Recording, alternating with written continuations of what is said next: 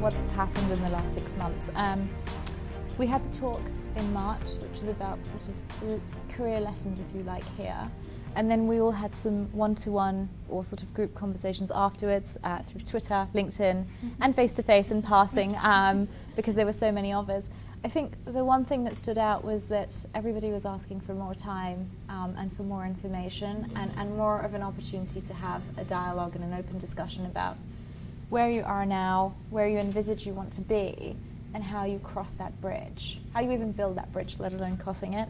So this mentoring program is a result of those questions that you asked and the effort that you made to really sort of come up with an idea in which we can do something tangible. And hopefully help you, give you the empowerment, the inspiration that you're looking for, but also make it sustainable as a long-term model.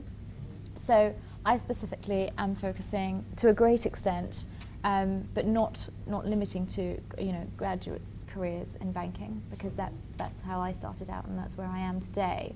And obviously we've formed links with Birmingham and Deutsche Bank in terms of supporting application processes, in sort of having conversations with the university around the calibre and the credibility of graduates to apply for those programmes and making sure that we can try and work on some synergies.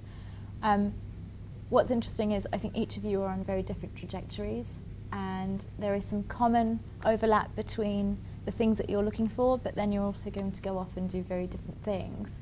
So there is no one-fits-all solution, but what I can do is talk about my experiences and the experiences of people around me that I've learned from, share those with you, and then we can think about finding people who are right for you. So from within Deutsche Bank, we've sourced a number of people, so my colleagues, who have volunteered their time to support and mentor you as part of this program, which is great because they bring different experiences and backgrounds to the table as well.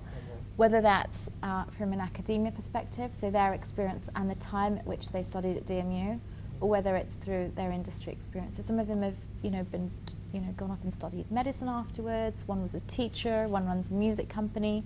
They've been and done different things, and then they've arrived in banking where they are today. So those journeys themselves will all tell a very different story, and so what we'll do is we'll think about where you want to get to and whose skills and stories are most aligned to kind of help you from a soft and hard skills perspective in terms of what it is that you're looking for and where you want to get to. Okay, sound reasonable? Yes. Okay, great. So for the purposes of this video that Stu is going to capture, we are going to post this online so that we can share it with other people. So outside of DMU, I've received an influx of messages from people in your peer group all around the world, different industries, saying, I saw your video and I read the blog, I want to know more. What's the best way to prepare for interviews? What's the best way to prepare for a career? What's the best way to kind of stand out from the crowd when I'm making an application? I don't have the perfect answer, but I can talk about what I did that has worked and what I've advised other people that I've mentored that has worked. So the value add of capturing this on camera and putting it online is for us to then be able to share these conversations that are common across the globe for people in a similar situation to you, and give them the same sort of opportunity to listen in onto this dialogue and perhaps raise more questions. Or suggestions on how we can improve. So it's very much a two-way conversation. Is that okay? Yeah. Okay. So shall we do a quick round the table with who's who and what we're all here to do? I think I will abstain because I've already been introduced by the university. So shall we start with ladies first? So my name's Komal. I'm going into my final year of university, and I'm studying business management and finance, and I just completed an industrial placement year. Okay, my name's Kamisha Bond-Farrell. I've just finished my postgraduate diploma in human resource management, and at the moment I'm working temporarily as a HR assistant with De Montfort University. Hello, my name's Priya, and I am currently studying my Masters in Human Resource Management. So I'm studying that part-time, and I also work full-time as a HR advisor. My name is Godfrey Olibe, and currently I just finished my postgraduate global MBA in De Montfort University, and I'm developing a business idea at the moment, so hoping to launch before the end of the year. My name is Bless Mondube, and I'm currently trying to kickstart my own business, Kroberg, Africa. So we want to go into Africa's agriculture, especially in Sub-Saharan Africa. Hi, my name is Achille Mawasa. Study at DMU 4. I did business management and enterprise. I end up with a 2-1 degree, and then I continue for a master degree in international business and management. At the moment, I'm self-employed. I work for a Unisure company. So Phil, on this side of the table, we've got the ladies that are looking for careers. And on this side of the table, we've got a dominance for entrepreneurship, a little bit more innovation, with the exception of Achille, who's open to careers in banking. So we're going to have to look at the distribution here and kind of think about the crossover and the synergies. Let's start with some of the core things. All of you talked about learning. That's a key word that stood out, right? Most of you said, I want to learn X, Y, or Z. When you're thinking about learning, I mean, from my perspective, we learn every day just by observation or just by being in the company that we choose to keep. We can choose to minimize or maximize our learning experiences based on how curious we are and where we want intellectual stimulation from. So for me, I've gone back to study for a postgraduate qualification, and it was really important for me after 10 years in this industry where I'm working with very smart people. I'm doing some very intense, very interesting, unusual things in my working life, but I felt like there was still a level of intellectual stimulation that I wanted to fill. It wasn't missing, but it was something that I wanted more of.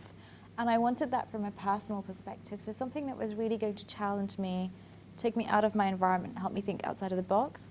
So my postgraduate qualification is on strategy, because when I consolidate everything I've done over the last 10 years, it just feeds into strategy, one way, shape, or form.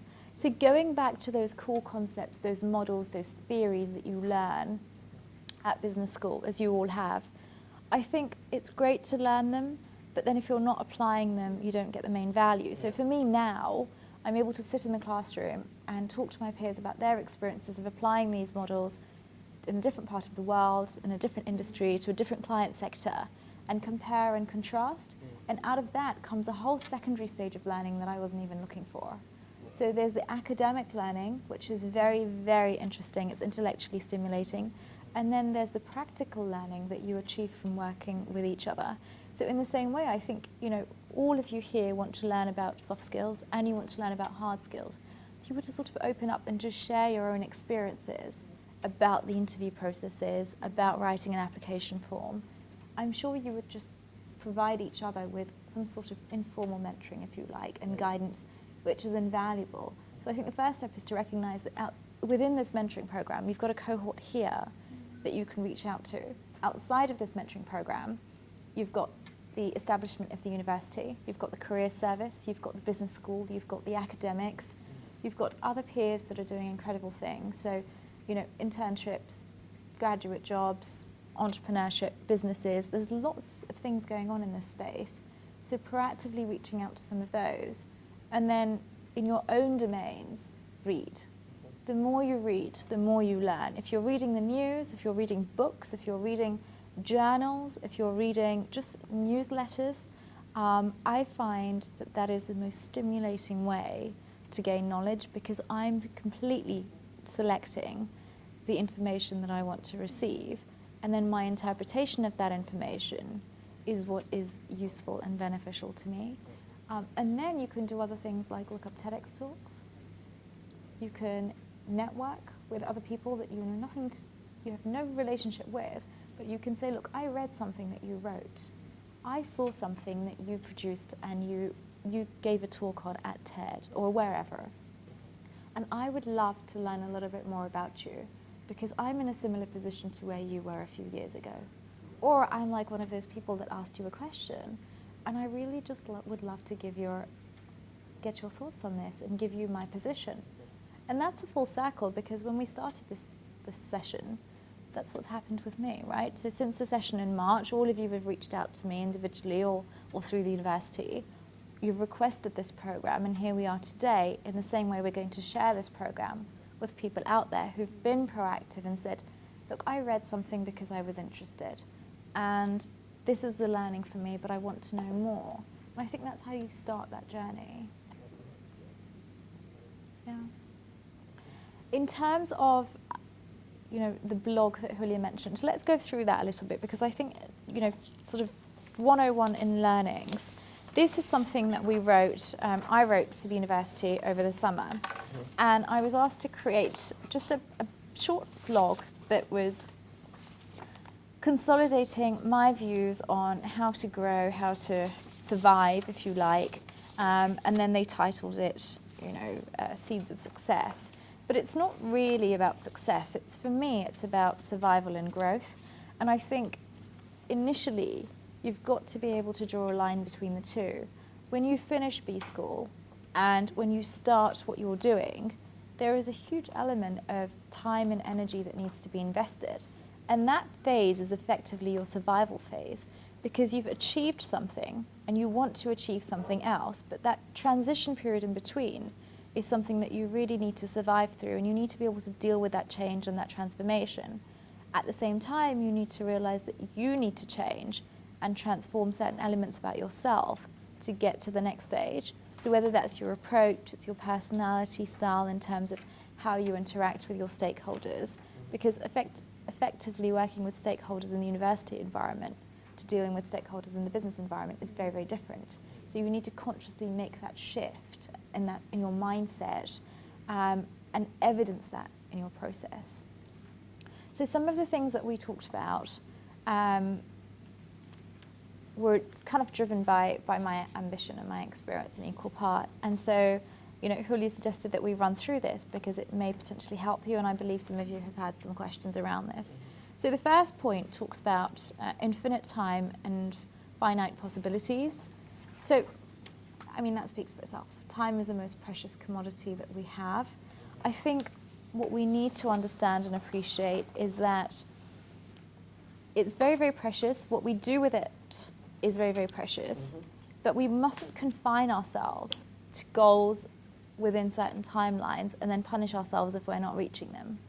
So, Kamisha, I know you and I have had a conversation about you wanting to be at X by a certain point in time, and then you wanting to be at Y by a certain point in time. And the conversation that we had was very candid. And I said to Kamisha over the phone, I said, yes, it's all well and good, but there's a lot more value than, just a grade or a milestone. The value is tangible. The value is, what are you gaining outside of just a corporate title by a certain point in time or by a certain point in your life? What is the learning? What are the relationships? What are all these other factors that are going to help you grow in the grand scheme of your career? So I think that time piece is critical. I think Ashil, you talked about, completing your education in 2013 and, not having found a graduate program just yet. Just in bracket, why am I taking this job? Because that's a little bit personal. Because I recently had a baby, and where my girlfriend was pregnant, so I need to find a job to be able to buy. Well, we all need the incomes to survive. Yeah. But outside of that, I guess what I'm alluding to and what I talked to you about as well,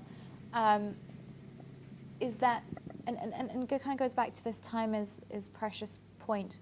The people that we meet in our professional experiences, they are fountains of indispensable knowledge. And when we choose to go into a work environment, a professional environment, we are giving ourselves the opportunity to absorb that knowledge. So that's on two levels. One is subconscious and one is conscious. So these incremental learning experiences eventually accumulate to our career milestones, and those career milestones combined write the chapters of our career journeys, okay? So for you at the moment, your perspective is, I'm taking this job because it's a practicality for me. That's effectively what you're saying. From my perspective, you choosing to take this job and to take the second job at Tesco's shows me that you're driven. It evidences that you are ambitious. It evidences that you are committed. You are responsible because you are managing conflicting priorities. It also shows me that you have been employed in a professional environment, two very different professional environments, one being retail, one being the professional services space, for a period of time now, So you have a very well-rounded palette of experience. You know how to manage stakeholders and consumers on the professional space, on the retail side. You know how to make decisions on both sides of the coin too. So effectively, it's not just a practicality, it's a whole learning experience. It's a practical learning experience that has changed you. If you were to go and take a psychometric test from when you completed this degree to where you are now post this experience, I can guarantee that your responses would be very, very different. You will now be a well-rounded individual with a more intense approach to certain qualities and traits. And that's because every day you are behaving in line with being an employee of this business, being an employee of that business, also being a parent, right? That has you are no longer the version of you that you were when you first graduated and you thought, I need to get a job. You are now a much more evolved version of yourself. And so the first step there is to recognize that, which you hadn't done when you gave me that description. The second thing is to appreciate it. So when I gave the talk here in March, one of the things that I talked about when I was sharing my journey was that there were many people in my lives who weren't necessarily formal mentors, but they saw something in me that I didn't see in myself. And that's exactly what's just happened here. And I hope it will resonate with everybody around the table. I think you have to appreciate that when somebody else sees something in you, that then becomes your responsibility to rise to it and to fulfill it. So you have a lot more positive grounding than you are giving yourself credit for. And I think that in itself, the minute you recognize that, the minute you appreciate it and the minute you own it, your mind shift will occur. And then the way in which you approach that job, the way in which you approach your life, the way in which you approach the search for your ideal career in banking or wherever it may be, will automatically change. Because it all starts from within, right? Anybody want? I thank you for that, because it just, the first time I had a meeting with Andy, he told me about things in the same direction, you know, but it's so like in me, I'm more positive and confident. He said to me, you are ready to go, because you got a lot of experience, and they wanted even to have me like a volunteer in a mentoring program. So thank you for telling me that. No, thank you for It boosts sharing. again my confidence about believing in myself. Well, I hope you will do that every day when you start. Yes, Right? yes, I will do. Thank you. Okay, because it's contagious, right? When Yeah. you're positive, it's contagious. Yeah. It rubs off on the people around you. Yeah. And it just comes, I mean, now when I asked you 10 minutes ago, you seemed quite, well, it's personal, it's because of this. And I felt, not consciously, but subconsciously, there were some barriers. You were being protective. You're smiling now. Your eyes are lighting up. Because I also think that you believe what I've told you. Yeah, because I do. it's true. I do. Right? It's true. There Yeah. you go. What does everyone else think about that?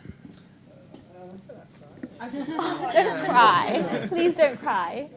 Yeah, I think that the initial, his initial response was a bit flat. Right. But now it's a bit, he's upped his response, and that's very, very important in whatever you are doing. Sometimes we do stuff that we don't really think about what we're doing, but if someone tells us some of the skills we're exhibiting while we're doing, the little things we're doing, we'll say, wow, I've not seen it that way. And I think that's just what you've done. And that's sometimes what mentorship and people who see things from different perspectives can bring to us, and that's very important. And what's your perspective on that conversation that we've had? If you were to reflect just for a moment and think about whether you apply that to yourself fully, whether you give yourself full credit for being the graduate with a degree in psychology, an MSc in creative technologies, and a global MBA. I mean, that is a lot. Yeah, absolutely. I would kill to have that kind of a profile if I had the time. But then it also shows me you are so tenacious. I sat my last exams last week, and at the end of that period, I was like, I'm crazy for punishing myself. I never want to sit an exam again. Because I love the learning, but that going into that intensified environment of having to deal with everything you know within a 3-hour period under a constrained environment, I just thought, I was working till 3 a.m. the night before. I was trying to study at the same time. And I just thought, what am I doing? For you to do this 3 times over, Yeah.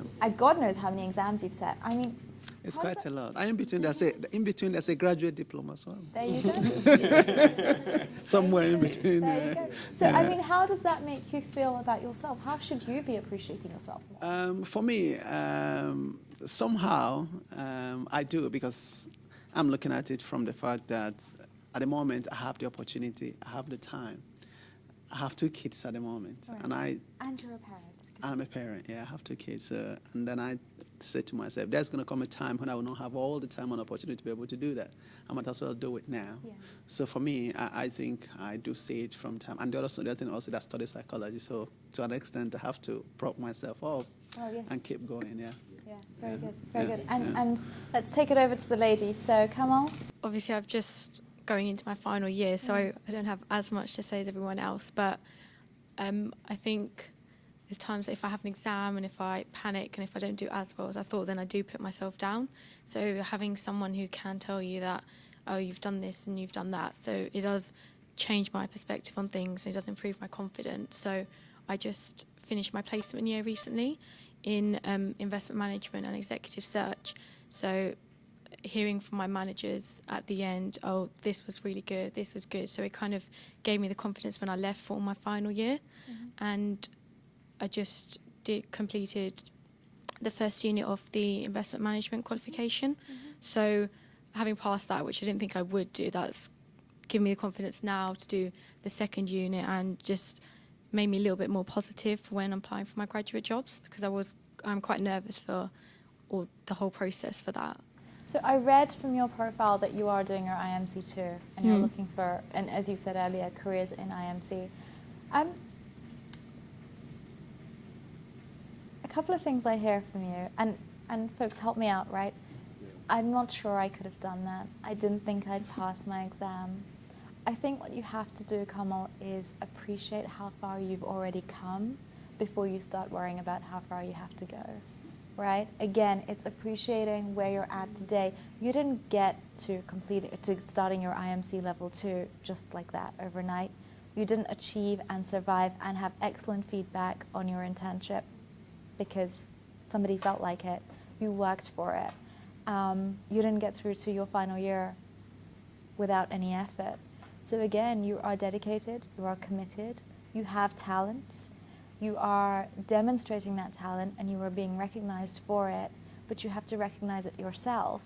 So rather than thinking I wasn't sure I'd get through it, for whatever reason, you should think I did it.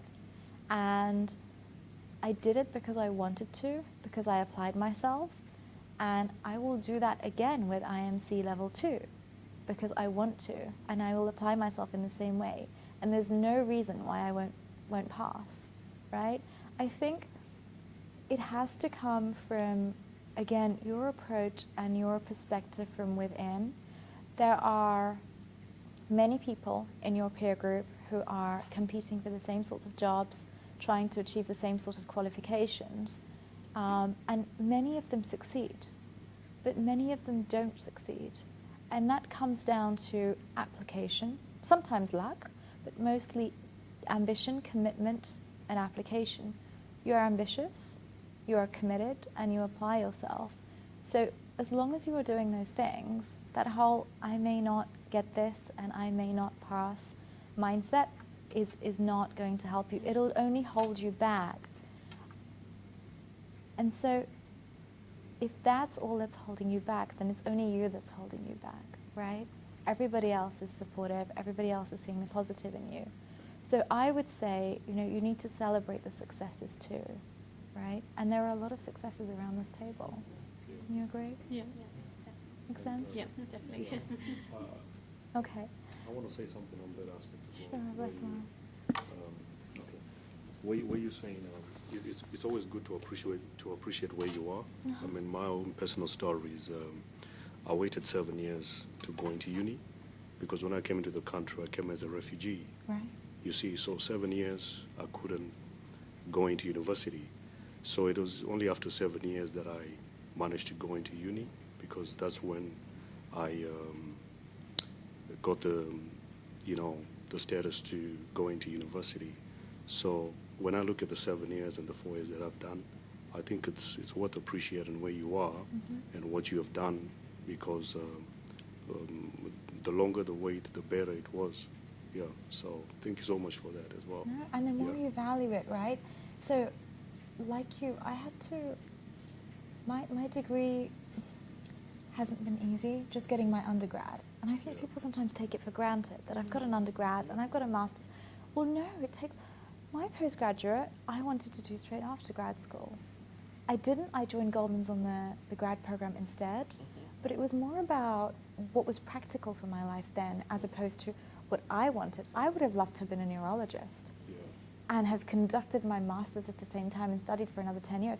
I started my undergrad degree here at night school, and they told me it was going to take me 5 years whilst I was working full time. So when I joined, I thought 5 years is a really long time, right? I'm going to be 23 by the time I finish. And then add another 5 years of like postgraduate qualifications. I had all these goals in my head. Like, I wanted to graduate sooner. Why would I have to wait till 23 just to finish my undergrad and then 28 to finish postgrad? And I just thought, you know, I'm not in line with what my original expectations were. But actually, it worked out better this way. I actually did my undergrad part-time for 2 years. Then I went to Andy Rees, who was head of the business school in those days. And I said, look, I'd love to have a chat with you. I want to finish this next year. And he said, what do you mean you want to finish this next year? And I said, well, I've done 2 years. I don't want it to drag out for 5, but I want my degree.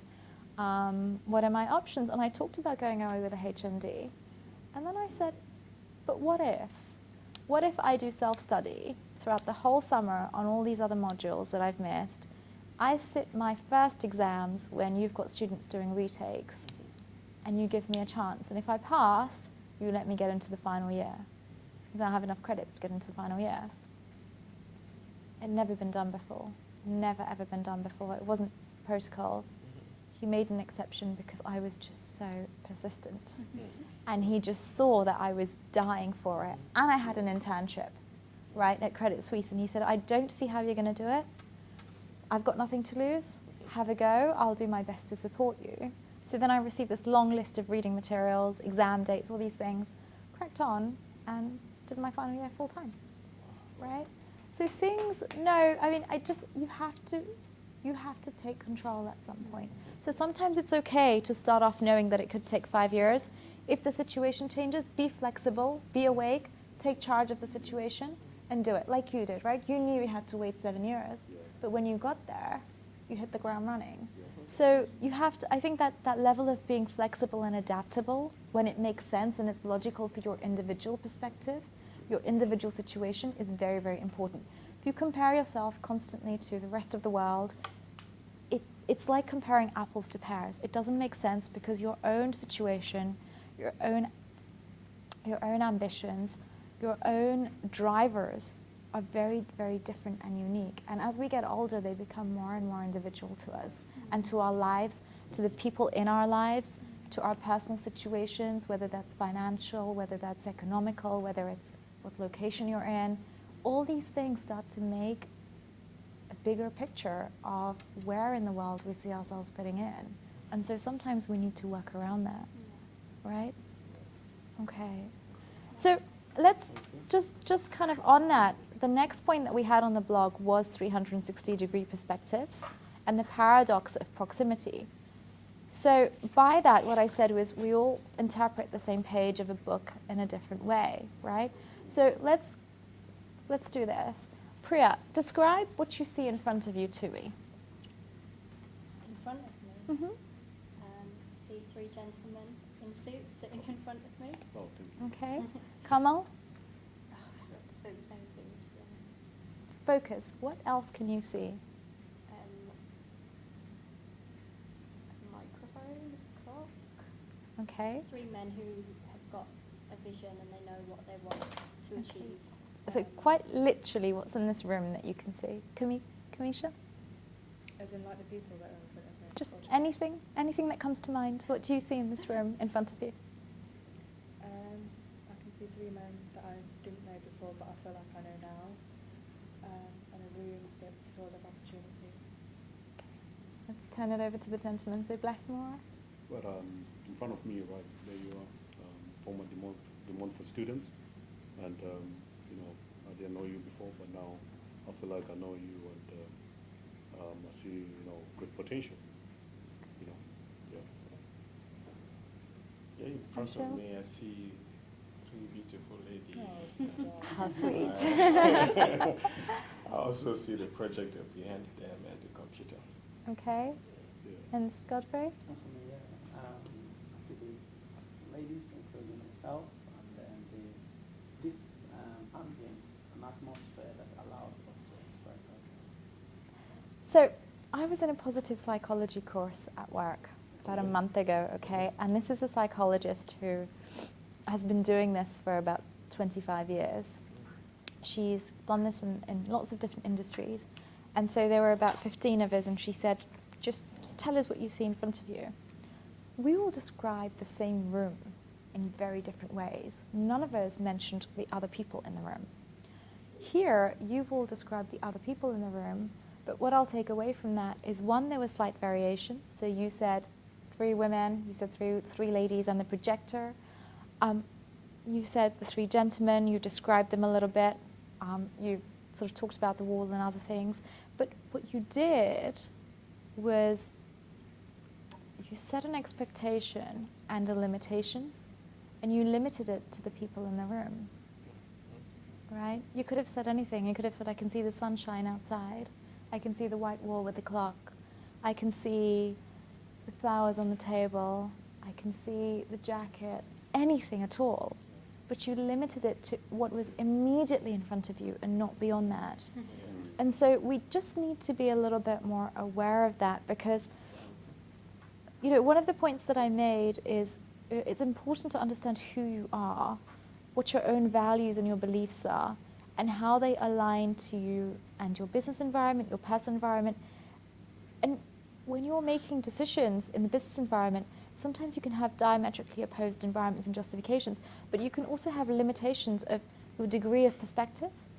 So you need to think about what your perspective is, what you represent, what you believe in, before you walk into any room or any situation in life. And know that these are my limitations and my boundaries, but I will also think outside of the box and beyond the status quo in these situations as well. So here you all know your boundaries, and you also talked about feelings, what you felt in this room. So lots of positive feelings and vibes, which was great, but I didn't get anybody sort of outside of the status quo, thinking more creatively. Sometimes we have to do that. And the example of thinking more creatively is, you're waiting 7 years for your degree, and knowing that it's going to happen. That was outside of the status quo. For me, starting a 5-year program, getting it done in 3 because I just pushed and pushed. It's just sometimes those are the enablers, and they then help us put the pieces of the puzzle together. Make sense? Yeah. Practice makes perfect, without sounding cliched. But I think, it's also very, very important to connect with your audience, to know your subject matter, and to know your audience. So let's go back to this thing of perspectives, right? You can be a subject matter expert in, psychology, for example. If you're giving a talk to a bunch of students on psychology, your approach is going to be very different to if you're talking about a psychology-related subject to a group of qualified psychologists, right? So you need to understand the position of your audience, the level of understanding of the subject that your audience has, the level of interest and the maturity that your audience has, and then you need to position yourself accordingly to be able to connect with your audience and to be able to resonate with them. And I think when you do that, and it becomes more of a dialogue, a two-way conversation like today is, it's not just me talking about mentoring, it's all of us having an open discussion about how we've arrived at DMU, which is our common denominator, and where we all go from here. And mentoring in this room is very, very different to mentoring in the boardroom at work, where we talk about what would be the right mentoring program for women in banking, for example, which I was doing earlier this summer. So it has to be very, very specific to your audience. Work back from there. engage a dual dialogue, and I think then it just becomes very natural. Does that help? Yeah, definitely, thank you. What do you do in terms of keeping it focused and to the point? Because it can be so easy to go off on a tangent from being asked one question and then kind of just going off onto a trail. I think know your timing is important as well.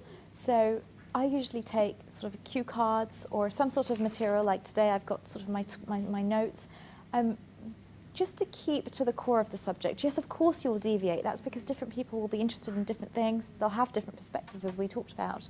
But I think, you know, that core element, the common denominator, like the common denominator here for us is mentoring via DMU, that needs to be consistent. So in all of your responses and answers, you need to be able to circle back to that common denominator. I think if you can do that, then you will enable some level of consistency throughout your conversation. And when you come to draw a conclusion, you'll kind of recap and say, right, this is where we started off. This was the core subject that everybody was interested in. We talked about these elements, which gives us a 360-degree view. And now we're concluding with X, Y, and Z, which is in line with what we expected, or it's slightly different, but this is what we've learned. So weaving in that common denominator again and again in your dialogue is very, very important to keep the focus. Okay? Thank you. And practice. Practice. You can practice with everybody in this room. Yes? Okay. So, and the other thing there is, you know, you were talking about feedback. So on the 360-degree perspectives point, you know, one of the things I'd said was appreciate and invite feedback. So it's always work in progress, right? And don't be afraid to extend beyond your comfort zone. Don't be afraid to ask people for feedback, just like you did now, but also for guidance and say, can I have 5 minutes and have a go? What would you think? I think constructive feedback is really important. I think positive feedback is also, you know, as important. But if you don't invite feedback into your life and you're not proactively doing things that encourage feedback, you're not going to grow. And I think every day when we learn and we invite feedback and we communicate with people around us as formal or informal mentors that we choose to learn from, we evolve, naturally evolve. And so that helps us change and become more mature, more intensified or better versions of ourselves, whatever you want to call it. But it just helps us to go through that evolution process, right? I do a little bit of calculation. If I go by your salary, I know what a day is like, I know what an hour is like. And that's a lot. Even I don't know that. What an hour is like. So that's a lot to the time for us. We appreciate that. But I wanted to ask, if you were to start again today, what will you do differently?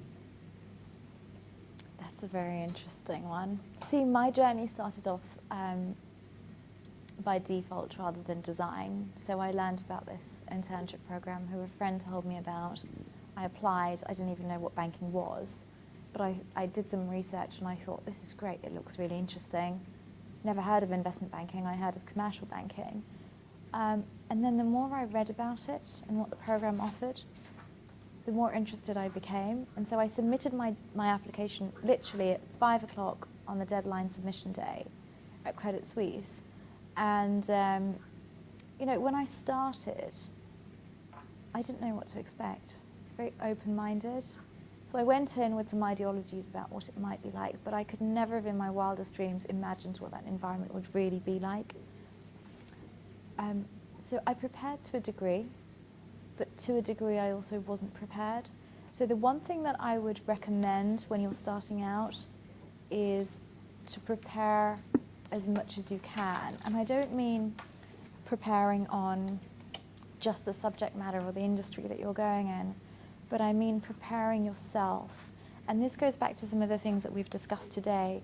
So your mindset, appreciating how far you've already come before you go there, appreciating that if somebody recognizes you, you need to fulfill that responsibility, appreciating that you will be placed with a group of very smart people who have very different backgrounds and experiences, and they will be incredible learning curves for you. They will probably also become very good friends, and people who are acquaintances in the industry, people who you will grow with professionally, albeit in different places, but at some point in time, you will connect with them. And when you connect, you will share those experiences. So I think it's that. It's being prepared from within to see the bigger picture. Does that help answer your question? Yeah, to an extent. Okay. Thank you. You mentioned something very, very important, Mm-hmm. and I think that changed my whole life of looking at life in perspective. I'm You said, intrigued. you said success is about encouraging and enabling a sustainable impact, and then you went on to say follow your passion with persistency, and don't be afraid to try something new with a practical view. Then you said remember how much has built the Ark and professionals build the Titanic. So when it comes to entrepreneurship, we are starting up. What would you advise people that are sort of like going entrepreneurial in terms of building the Titanic as professionals, and how much as that are just starting over? So it's more like a feedback from you when you came over in March. Last week, I was at the Oxford Union, okay? So it's like a House of Commons setup, and it's where a lot of politicians are trained on debating. Very exciting place to be. Our debate was around whether mundane equals excellence. Now, mundane being the day-to-day logical tasks that we do inside out, that you may do, for example, in your role, or you may do in the HR space, about we've got to tick the boxes and tick the checklist. We debated whether excellence comes from mundane, or whether excellence is about creativity and innovation and thinking outside of the box. The solution we got to is that you need mundane to be able to survive. You need innovation and thinking outside of the box to be able to grow, okay?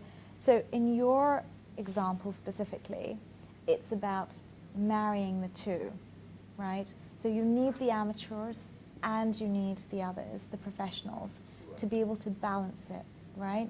And also you need to understand the market that you're in. So for example, Apple, right? The most profitable company in the world today.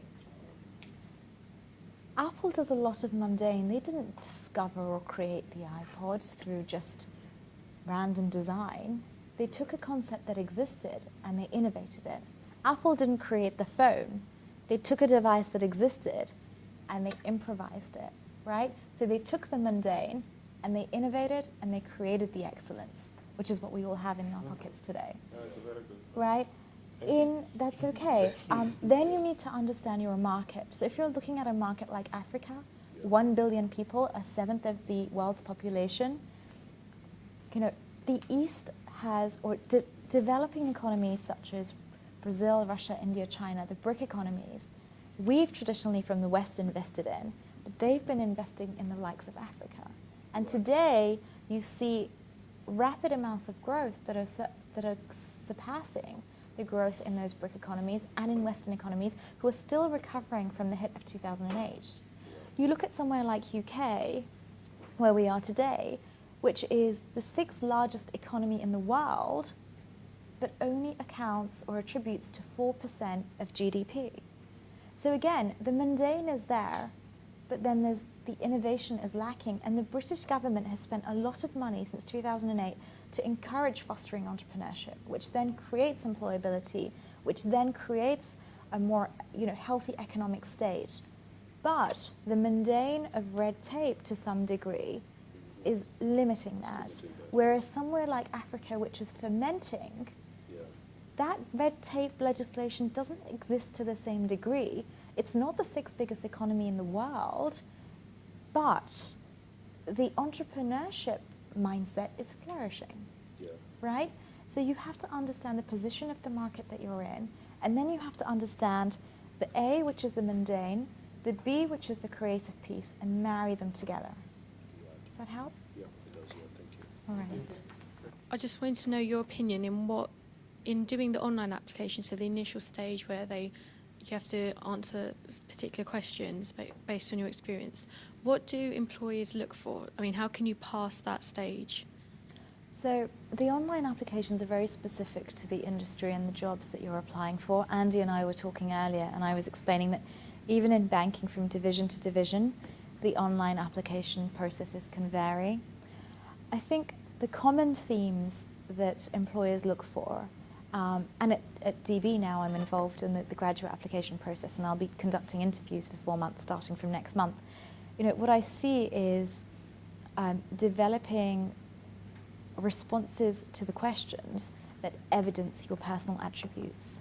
So things like persistence, things like intellectual stimulation, wanting to learn, things like being able to know your limitations when you're making decisions, but also be able to see away from the status quo and bring some degree of a fresh perspective to the table, right? Because in these organizations, of course, you'll go in and there'll be BAU practices that you'll need to follow, which is the mundane, as we talked about, but also they'll want people who are going to come in and drive innovation, drive efficiencies, drive economies of scale, and therefore drive the organization into a even more mature environment, or to the next S-curve, whatever that might be.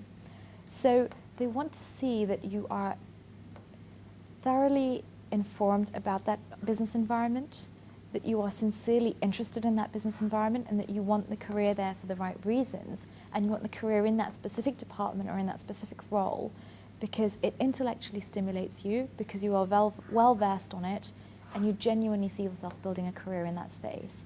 So I think, and that's just 101, right? Because you wouldn't be taking the time and the energy to apply for these roles, and they are difficult processes. You've got long applications, you've got assessment letters that go with that, then you've got numerical and verbal reasoning, you've got several rounds of interviews. You have to want that job, and you have to want to be in that company as much as they want you to be there.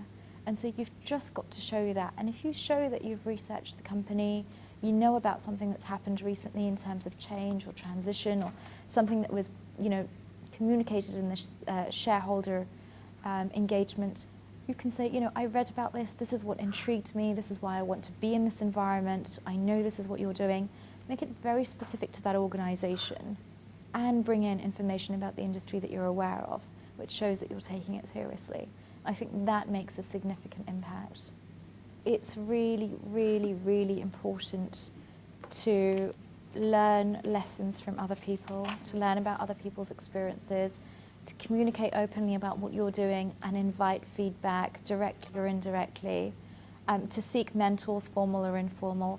And I think the more you network, whether it's through social media, which initially we were talking about, or whether it's physically, the more you discuss what it is that you're trying to do, the more interest you will get, the more feedback that you will get, and the more you will grow and evolve from it.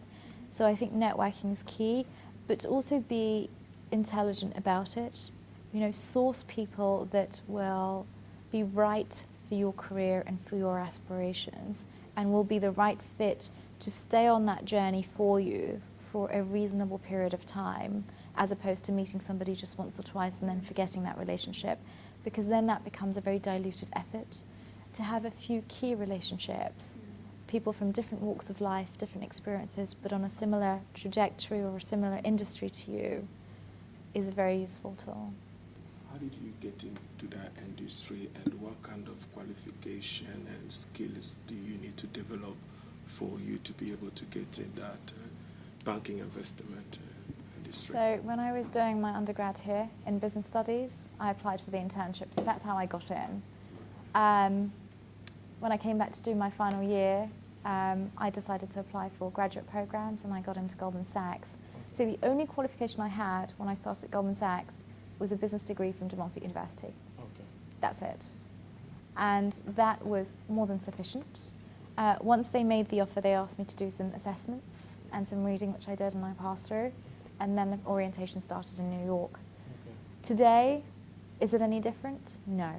You need to have the right UCAS qualifications or equivalent, and you need to have the right grades, yes, because it's not about the number or the letter that you take away from those grades.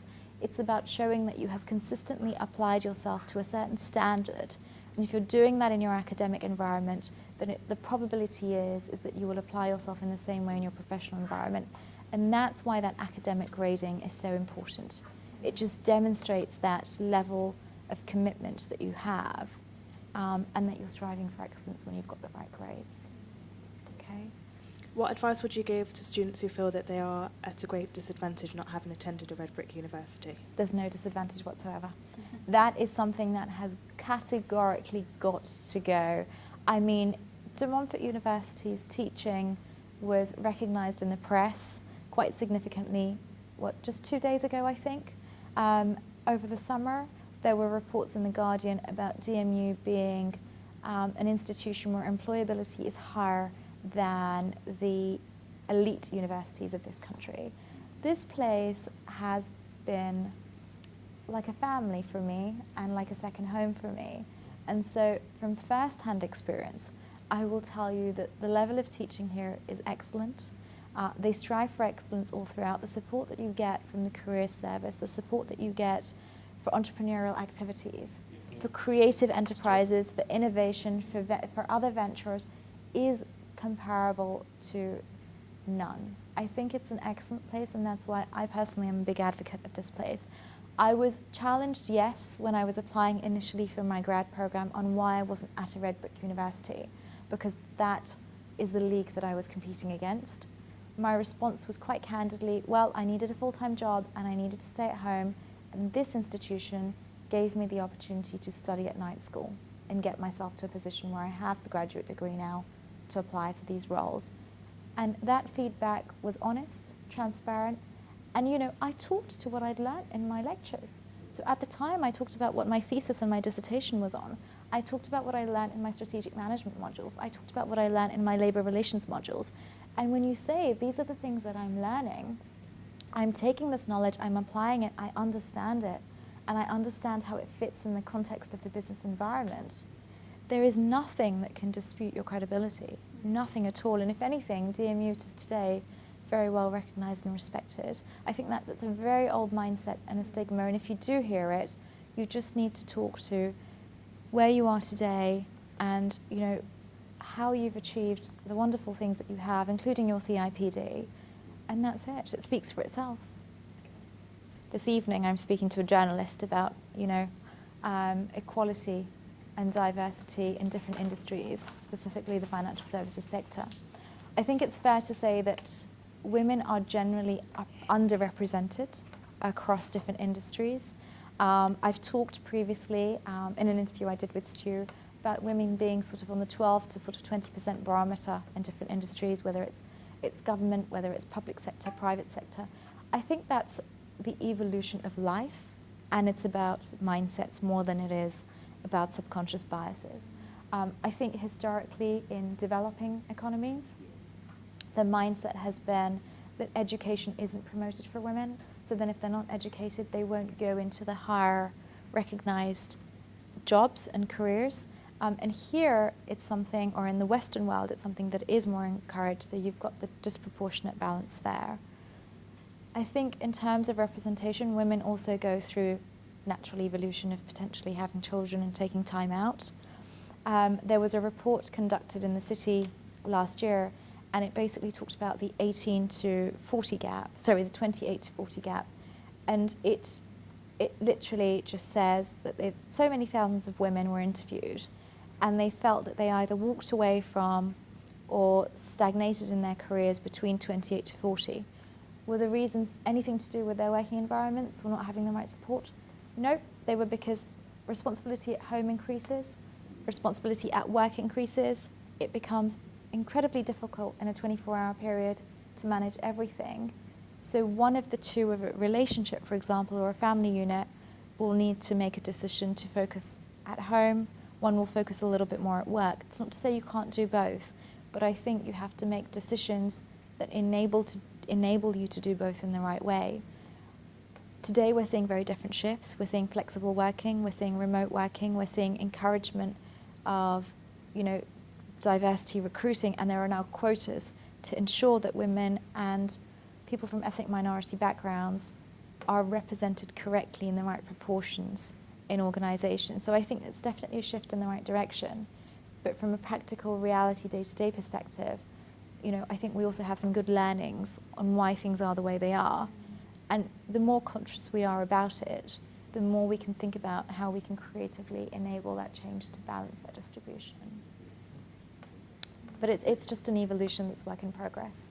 All right. Thank you.